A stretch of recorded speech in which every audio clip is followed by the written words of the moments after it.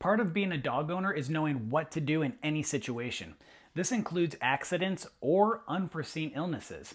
For us dog lovers, dogs are not just our pets, they're family.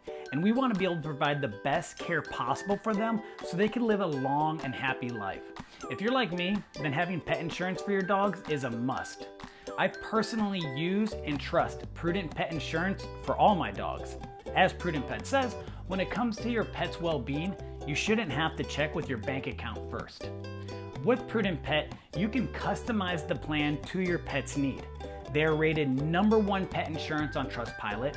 They have unlimited 24/7 veterinarian chat on all policies. They have lightning fast claims processing powered by AI, of course with a final human check, and they have a 30-day money-back guarantee. Prudent Pet is the ultimate option to make sure your four-legged family member is covered and protected. Plus, if you sign up through my link, you'll get 5% off. In today's video, we'll be going over my obedience and behavioral modification flowchart. Well, it's not a flowchart in the traditional sense, but it is a step-by-step process that will help give you a very clear picture of what you need to do regardless of the obedience or behavioral issue that you're running into. Before moving forward, let's quickly discuss the meaning behind some of the words I'll be using in this video. If I say anything about corrections, I'm referring to a correction implemented with a training collar, such as a leash pop on a martingale or prong collar, or a stimulation from a remote training collar. Yes equals reward, which is positive reinforcement. Free equals release and reward, again, positive reinforcement. Wrong equals leash pressure, negative reinforcement. No equals a correction, positive punishment, and break just equals a release. Now, let's check out the flowchart so you understand how it works and where to get access to it. First, you can find the link to the chart in the description of this video. Just click on the link next to Obedience and Behavioral Modification Flowchart.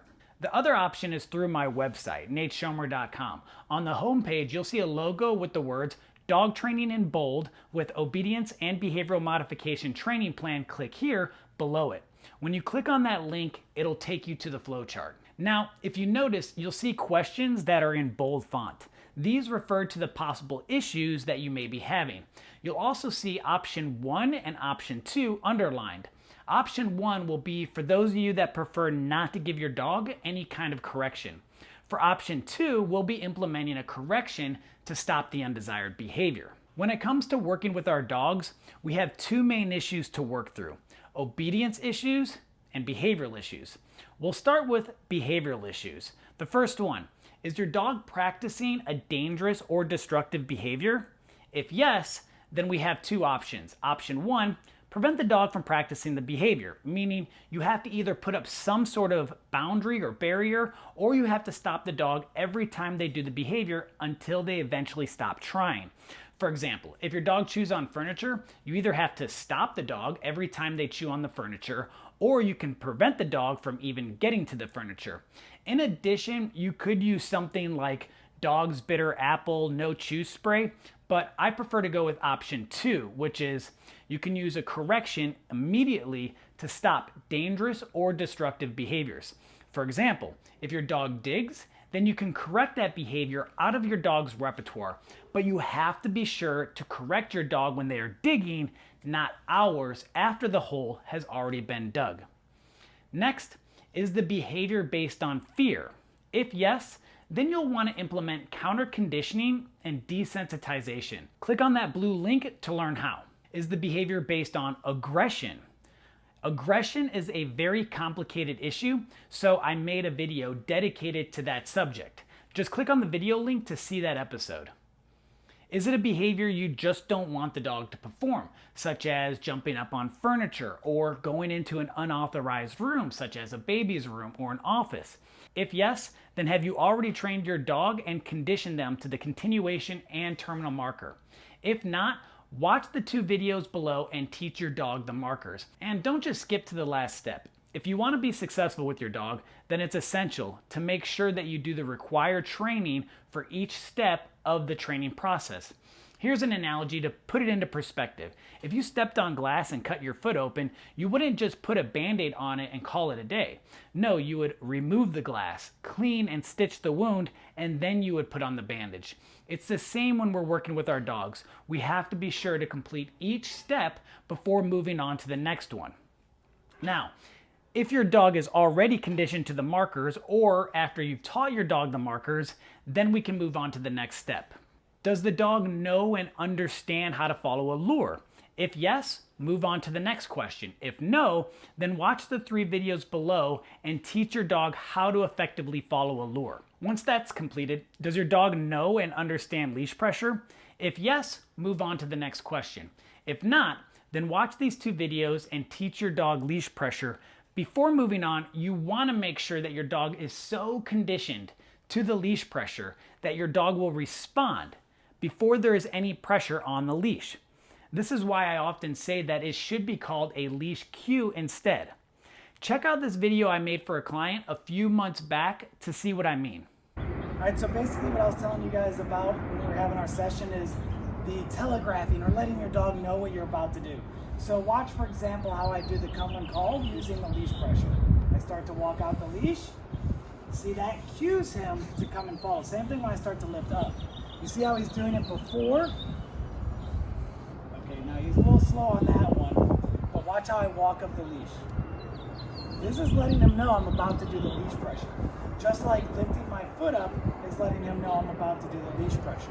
Same thing when I walk back, I'm slowly walking up the leash, good, to cue him on what I want him to do. So by telegraphing the leash pressure, it makes it much easier for your dog to learn and respond correctly to that pressure. And this is how I like a dog to respond to the leash pressure before I start correcting them for refusing to respond to the leash pressure.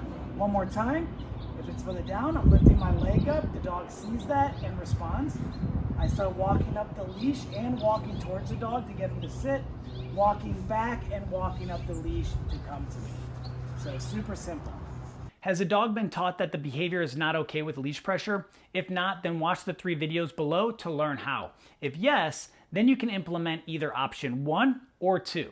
Option 1, continue using leash pressure to prevent the dog from practicing the behavior or prevent the possibility of the dog practicing the behavior. Option 2, you can use corrections to stop these behaviors. For example, if your dog jumps on the sofa, the moment they jump on the sofa, you would say no, and then you would correct your dog with the training collar. After the correction, you will give the command you want your dog to perform, such as off. If your dog still doesn't perform the behavior, you will then use leash pressure to remove the dog from the couch. Now for obedience issues. The first and most common is your dog refusing to perform a commanded behavior. If yes, then does the dog know his continuation and terminal marker? If not, then watch these videos. If yes, does the dog know and understand how to follow a lure? If not, then watch these videos. If yes, then does your dog know and understand leash pressure? If not, watch these videos. If yes, then have you taught your dog the verbal command by saying the command first and then presenting the physical cue? Meaning, your dog will perform the behavior on the verbal command alone, and you no longer have to assist with the physical cue. If not, then watch these videos. If yes, then move on to option 1 or option 2. Option 1. When the dog chooses not to perform the command within the first second, say wrong, then use the leash pressure to make the dog comply. Option 2. If you give your dog a command and they choose not to perform that command, the moment they decide they aren't going to execute the command, you will say no, and then you will correct your dog with the training collar. After the correction, you will give the command to your dog again. If your dog still doesn't perform the behavior, you will then use the leash pressure or luring to place your dog into that position. And last but not least, does your dog refuse to stay in a commanded stay? If yes, then does the dog know his continuation and terminal marker? If not, watch these videos. If yes, does the dog know and understand how to follow a lure? If not, watch these videos. If yes, then does the dog know and understand leash pressure? If not, watch these videos. If yes, Then, have you taught the verbal command for the position the dog is in, such as a sit stay? The dog must know the sit command on the verbal. Sit. By saying the command first and then presenting the physical cue. Meaning, your dog will perform the behavior on the verbal command alone, and you no longer have to assist the dog with the physical cue. If not, then watch these videos. If yes, then has the dog been taught that breaking the stay is not allowed with leash pressure? If not, then watch these videos. If yes, then if your dog breaks a stay and you say wrong, does your dog freeze in place or go back to the previous position? If not, then continue the last step until your dog does. If yes, then you move on to option 1 or option 2. Option 1, when your dog breaks the position, you will calmly say wrong, casually walk to your dog, grab the leash, and use the leash pressure to place your dog back into the position that was just broken. Once your dog is back into the desired position, you will praise and pet your dog. Petting is optional, but don't give your dog a treat or toy reward. The reason for this is that some dogs will break the position on purpose so they can get the reward when placed back into the stay position. Option 2, when your dog breaks the position, you will say no, but instead of using leash pressure, you'll give your dog a correction with the training collar, even if the dog goes back into the position on their own.